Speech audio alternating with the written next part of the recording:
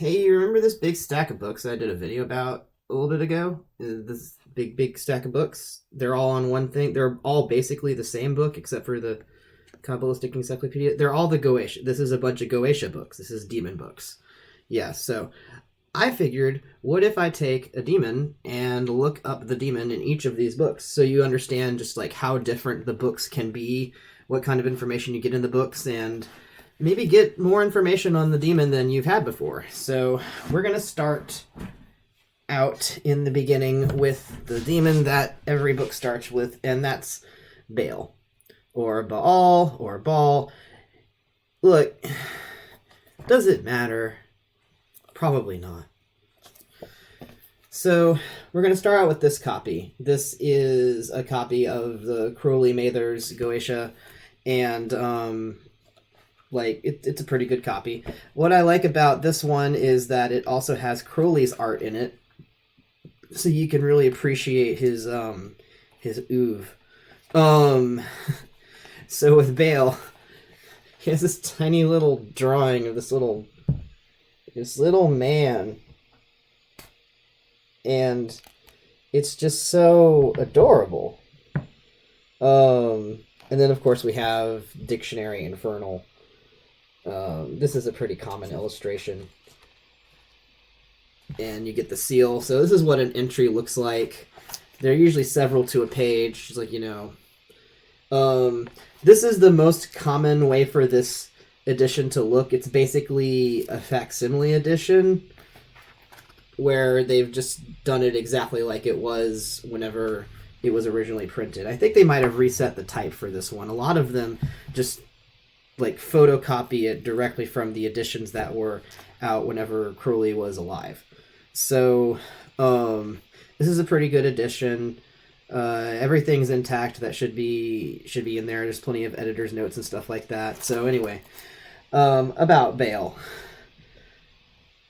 1. Bael. The first principal spirit is a king ruling in the east called Bael.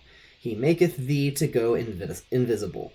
He ruleth over 66 legions of infernal spirits. He appeareth in diverse shapes, sometimes like a cat, sometimes like a toad, and sometimes like a man, and sometimes all these forms at once.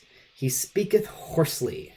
This is his character, which is used to be worn as a layman before him, who call him forth, or else he will not do thee homage. So that's the standard spiel on this demon, and then we're going to get into some other copies that I have. So this is Of the Art Goetia by Colin Campbell.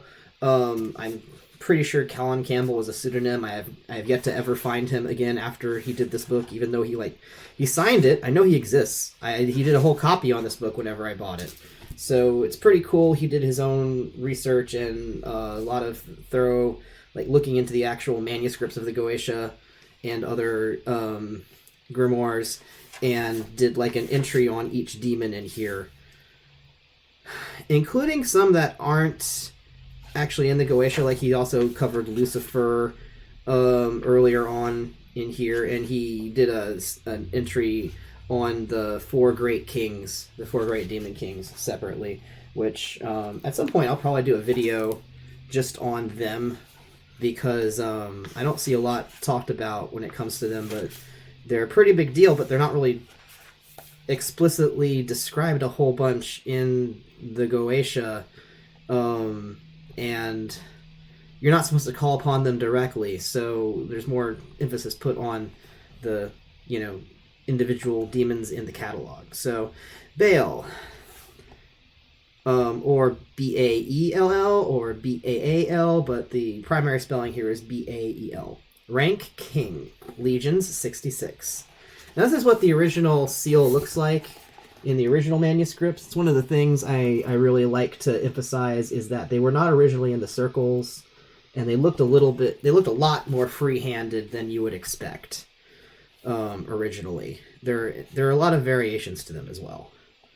So, a man with 3 heads, a toad, a man, and a cat. So, give me just a moment. Okay, so first he does kind of a general summary from the Goetia, then he goes into a couple of other different versions. I think the first one is his kind of overall summary of all the entries. There we go. The first king who is the power of the East is called Bael, or Baal. He has a hoarse voice and appears with 3 heads, the first a toad, the next a man, and the third a cat. He turns people invisible and makes them either wise or foolish. He presides over 66 legions of spirits. Pseudomonarchia Daemonum. Primus Rex qui este... Oh no, I'm not doing the Latin here. He has the original Latin of the Pseudomonarchia Daemonum in here if you ever want to check that. I don't. The discovery of witchcraft. Their first and principal king, which is of the power of the East, is called Bael, Baell, who, when he is conjured up, appeareth with 3 heads, the first like a toad, Tode, the second like a man, the third like a cat.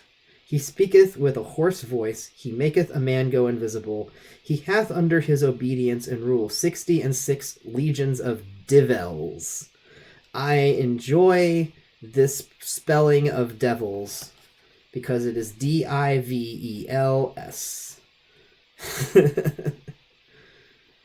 It's interesting.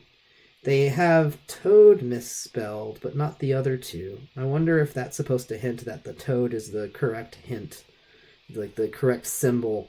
I have a theory that there's a lot of different symbols that are shown in most Goetia entries, and there's only one symbol that actually really matters, and the other symbols are there to kind of confuse people.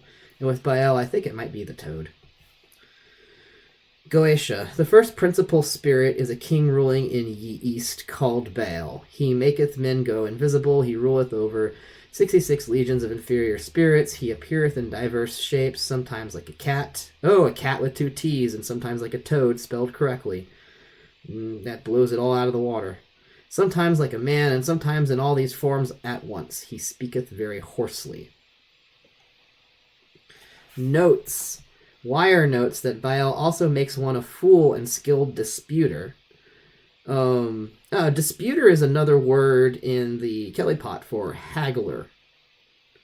Instead of, like, disputer is a weird word for us to use now. When did we ever need to dispute things? Except maybe, court of law, I guess. But if you say haggler, then it gives you more of an idea of where this skill is going to be used. Makes one a fool and skilled haggler. That explains how you could be both at once. Something omitted from Scott in the later manuscripts. Further, in a curious differing of the text, the Sloane manuscript inverts the lines given in Wire and Scott related to invisibility and legions versus his appearance. It seems that this was most likely accidental, and that the compiler or translator simply skipped ahead inadvertently, completed the lines underway, and then returned to include what had been missed. This spirit is a clear redaction of the Canaanite fertility god of that name, which simply means Lord. The name also has roots in the pre-Semitic Akkadian cultural pantheon and features prominently in the Ugaritic texts. His name appears in Judges 2:13 as a god of the Canaanites, and Strong's Biblical Concordance shows approximately 60 references throughout the Bible in Numbers, Judges, Kings, Chronicles, Isaiah, Jeremiah, Hosea, Zephaniah, and Romans. There are also many subtexts to the Baal name as a prefix meaning Lord, such as Baal Peor, Belphegor, a Moabite god, and Beelzebub, a Philistine god that is also referenced as a chief of evil spirits in the Gospels of Mark and Luke.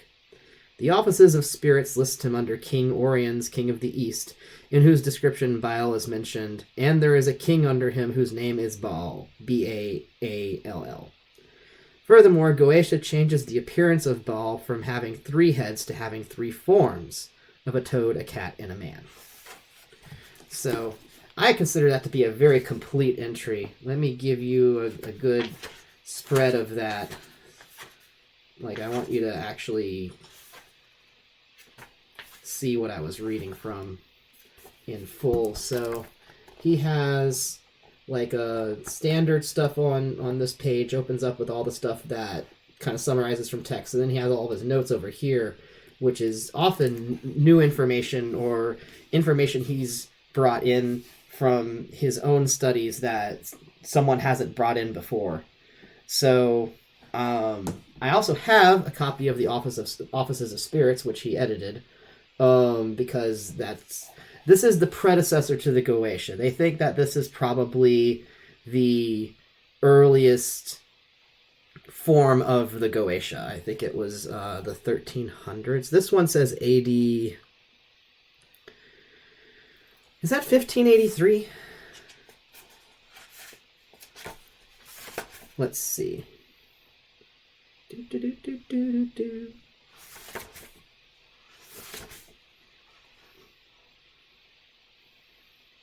A very curious manuscript on magic and necromancy written by John Porter in the year 1583. Okay, not the 1300s, it's 1500s. So, it's actually a pretty small book, by the way. It's just what you would call a spirit catalog. Spirit catalogs, this is the original title page from the original book that this is a facsimile or translation of. Not really a facsimile, it's a translation. This is from a limited edition of 800 copies, so I don't know how easy it will be for you to find this, but it's probably not the only copy of the Offices of Spirits out there. This is just like a nice copy that I managed to get that matches that other copy. So a book of the Offices and Orders of Spirits. Like, there's a bunch of material in front to kind of give you some context. It gives you an idea of just how long the actual Offices of Spirits is. I mean, this could easily just be a an online PDF. So let's see. He said under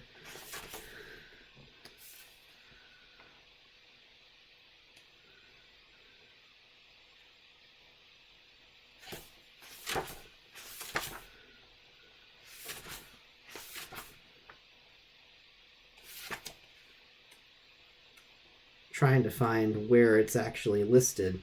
That's one of the problems, is that it's a very unfamiliar format, and sometimes they list names that are very similar several times in a row.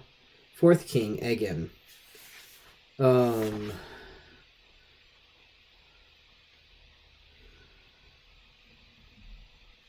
think that's it. I think it's another one. I might skip this book in the future, but I just figured I'd do it for this first one to give you an idea of what's in it. It's really better for extended study. And it doesn't have a one-to-one correspondence to the Goetia, which can be really annoying. Here we go. The first king is called Oriens.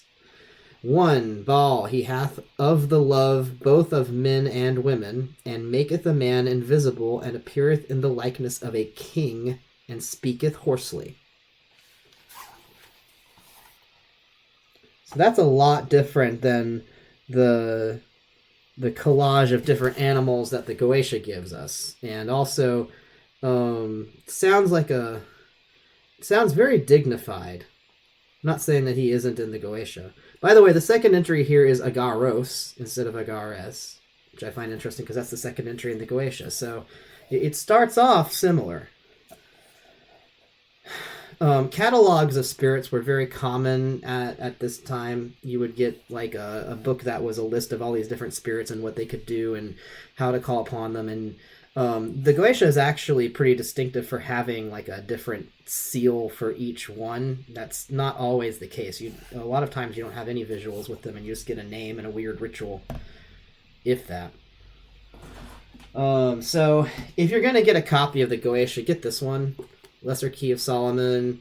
This has all of the books of the Lesser Key of Solomon, all of the Lemegeton, not just the Goetia, because the Goetia is just one book in the Key of Solomon.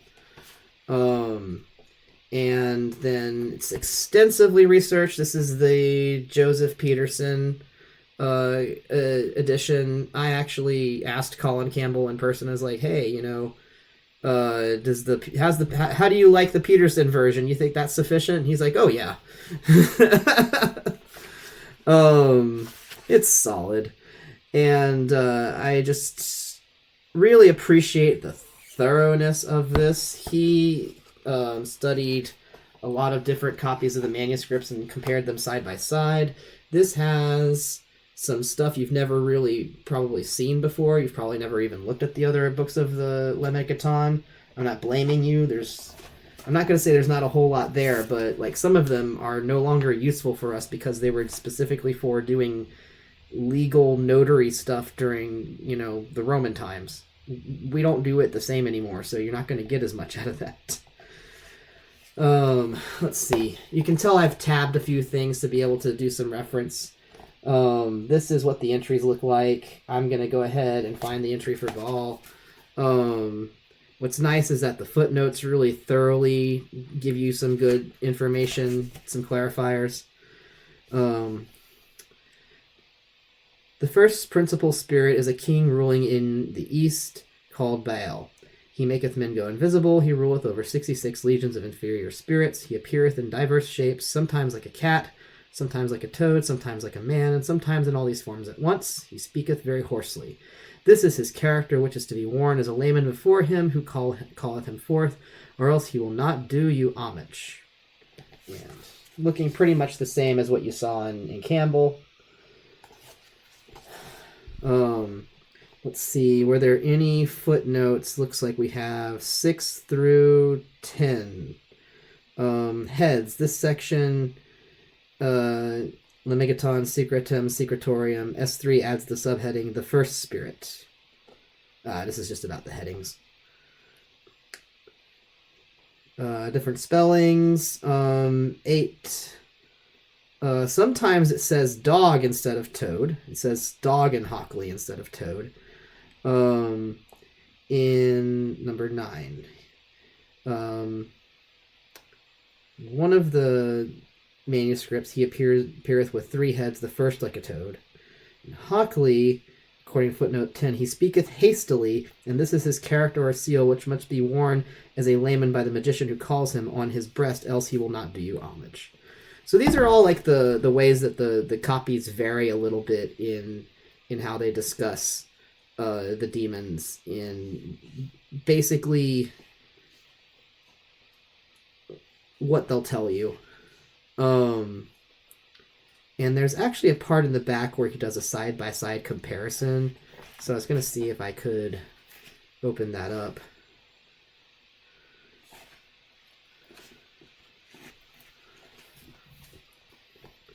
Comparison of Goetia with Wire. Bael is found in both the Goetia and Wire, and the spelling is largely similar. There's like a umlaut or something under above the E in Bael and Wire. The 2 dots. So that's what this book says. As it's kind of like a summary. And if you read the appendix material in the back, sometimes you can find some interesting information on the variations. Sometimes there's a demon that's actually substituted for a different demon. And you can see if those were related in any way. Now, one of these books that I have, it's not a copy of the Goetia at all, but it's basically got the whole Goetia in it. Godwin's Kabbalistic Encyclopedia. This dates back all the way to the 70s. This edition that I have here is from 1994. And by gosh, it has everything. It has everything from Zodiac to Kabbalah to Kellypot. It has all of the Goetia in it. And in the front, it has it all in English. In the back, it has it all in Hebrew, indexed by Hebrew. And then at the very back, they actually have a copy of Aleister Crowley's Sefer Sephiroth, if you needed that for some reason. So, very, very good reference. A lot of very interesting illustrations throughout. And let's take you to the entry for Bael.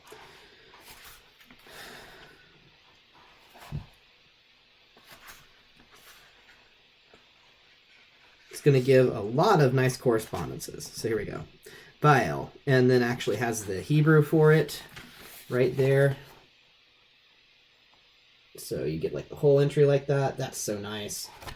So we have the seals as they appear in Crowley and Mathers's edition. Those seals were drawn by Mathers, by the way. He was the one who did those particular depictions. I think that they're very nice. I think it's nice that he standardized things. I just think that some of them vary highly from what was originally there. And I'm not sure if that's to its detriment or not. I don't really know if it really affects the work, whether or not you use the original or the redo. So, Bael. The first spirit of the Goetia, demon by day of the first decanate of Aries, according to the Aram Solus, demon of the first Kenons of Leo, and spelled in Hebrew thusly. King commanding 66 legions, rules in the east, appears sometimes as a cat, sometimes as a toad, sometimes as a man, sometimes in all these forms at once, speaks hoarsely. Powers, invisibility. It's a nice dictionary type entry.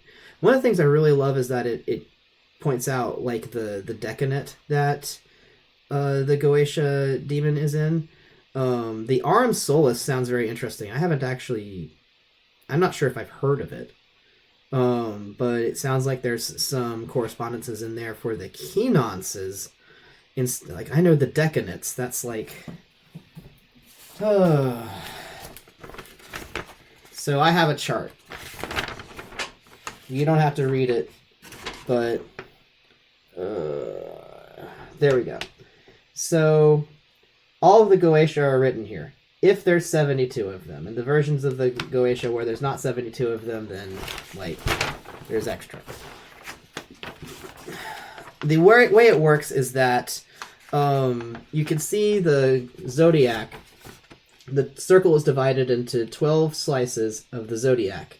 Well, each of those zodiac slices has 3 slices, and that totals 36. 36 times 2 is 72. There's 72 Goetia. Well, some of these demons are for the day, and some of these demons are for the night. What I did with this chart is that I put both day and night on at the same time. So, one's to the left and one's to the right. I forget which, but it's pretty easy to figure out once you've got the chart in front of you and you're looking things up. But this is basically how the whole Goetia is supposed to be mapped out. They're supposed to go in a circle. One circle of the day demons and one circle of the night demons, because you basically get a different sky moving over above you whenever it's nighttime versus the day. That's part of how the astrology works, unless you're in the North Pole or something. So the Kabbalistic Encyclopedia is nice enough to tell you which of these pie slices the demons are on. And that helps you figure out when you should go look at the sky for their stars. Now, you could also use this, Aleister Crowley's Illustrated Goetia. This is a strange version of the Goetia that was put out by Lon Milo Duquette and Christopher Hyatt. It's illustrated by David P. Wilson, which it's not illustrated by Crowley, by the way. The only reason they have Crowley in here is because they're students of Crowley. They did things Crowley style, and they have an excerpt of some Crowley stuff in the beginning. But the art's some other guy. Art is much less cute than Crowley draws, in my opinion. So let's look at Bael's entry here, which I think has a very interesting, very cool illustration. So what I love about this is that it shows Bael, king, 1 degree to 10 degree Aries, day, March 21st to 30th. 2 of Wands, so tarot correspondence, and Soul, gold, planetary correspondence, metal correspondence. Puts it right there. You don't have to go for a chart and look it all up. You can see it right here. All of that info just compiled in one place. And going down to even breaking down the days of the month that the zodiac sign, that the decanate covers in the zodiac sign, that's really going the distance in my opinion. So it's a very good reference. So that's what all of my books say about King Bael. And if you liked this video, please give it a thumbs up. If you want to see more of the catalog of demons, please subscribe. I plan to put out more of these to really show what different books say about the same demon, and just really, there's no end to the information that you can find on them. There's always going to be another resource that gives you something new. And so what you really need to do is just take all the information that you find and think through it in your head. Decide, does this all fit together like a puzzle should fit together? are these the right pieces? Does all of this fit? And what does it put together in your head? Like, to what does it solve out to? What kind of picture does this make?